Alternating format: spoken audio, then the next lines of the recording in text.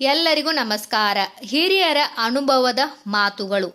ಯಾರನ್ನು ಆಡಿಕೊಳ್ಳಬೇಡಿ, ನಿಮ್ಮನ್ನು ಹೊಗಳಿಕೊಳ್ಳಬೇಡಿ. ನೀವು ನಿಮ್ಮ ಅಧಿಕಾರ ಶಾಶ್ವತವಲ್ಲ. ಬೇರೆಯವರನ್ನು ಬೆಳೆಯಲು ಬಿಡಿ, ಅವರಿಗೆ ಗುರುವಾಗಿರಿ. ಅರ್ಹರಿಗೆ ದಾನ ಮಾಡಿ, ನಿಮ್ಮ ದಾನ ಗುಪ್ತವಾಗಿರಲಿ.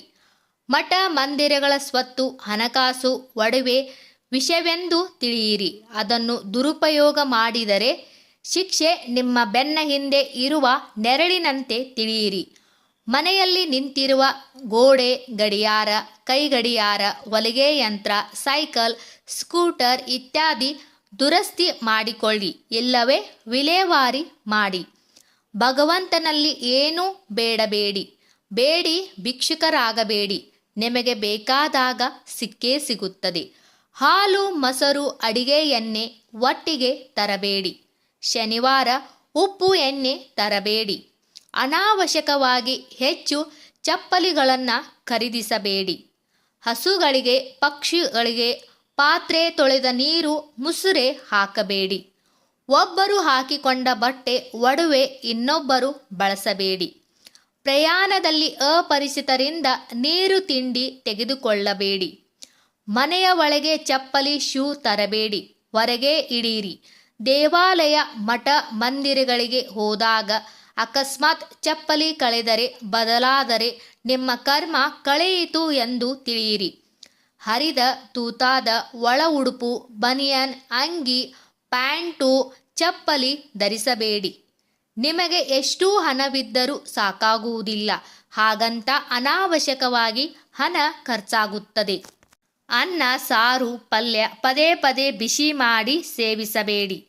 ಪಾತ್ರೆಗಳ ಮೇಲೆ ಎಂಜಲು ಕೈ ತೊಳೆಯಬೇಡಿ. ತಿಂದ ತಕ್ಷಣ ಮಲಗಬೇಡ.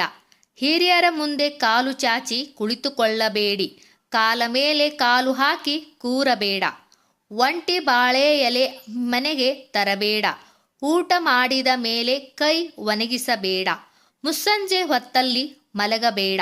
ಕಾಲು ತೊಳೆಯುವಾಗ ಹಿಮ್ಮಡಿ ತೊಳೆಯುವುದು ಮರೆಯಬೇಡ. ಹೊಸ್ತಿಲ ಮೇಲೆ ಕೂರಬೇಡ. ಎಂಜಲು ಕೈಯಲ್ಲಿ ಊಟ ಬಡಿಸಬೇಡ. ರಾತ್ರಿ ಹೊತ್ತಲ್ಲಿ ಬಟ್ಟೆ ಒಗೆಯಬೇಡ. ಒಡೆದ ಬಳೆಗಳನ್ನು ಧರಿಸಬೇಡ. ಮಲಗಿ ಎದ್ದ ಮೇಲೆ ಚಾಪೆ ಮಡಚದೆ ಹಾಗೇನೆ ಬಿಡಬೇಡ. ಉಗುರು ಕಚ್ಚಲು ಬೇಡ. ಅಣ್ಣ ತಮ್ಮ ತಂದೆ ಮಗ ಒಟ್ಟಿಗೆ ಒಂದೇ ದಿನ ಚೌರ್ಯ ಮಾಡಿಸಬಾರದು. ಊಟ ಮಾಡುವಾಗ ಮಧ್ಯ ಮೇಲೆ ಏಳಬೇಡ. ತಲೆ ಕೂದಲು ಒಲೆಗೆ ಹಾಕಬೇಡ. ಹೊಸ್ತಿಲನ್ನು ತುಳಿದು ದಾಟಬೇಡ. ಮನೆಯಿಂದ ಹೊರಡುವಾಗ ಕಸಗುಡಿಸುವುದು ಬೇಡ. ಮನೆಯಲ್ಲಿ ಉಗುರು ಕತ್ತರಿಸಬೇಡ. ಮಧ್ಯಾಹ್ನ ತುಳಸಿ ಕೊಯ್ಯಬೇಡ.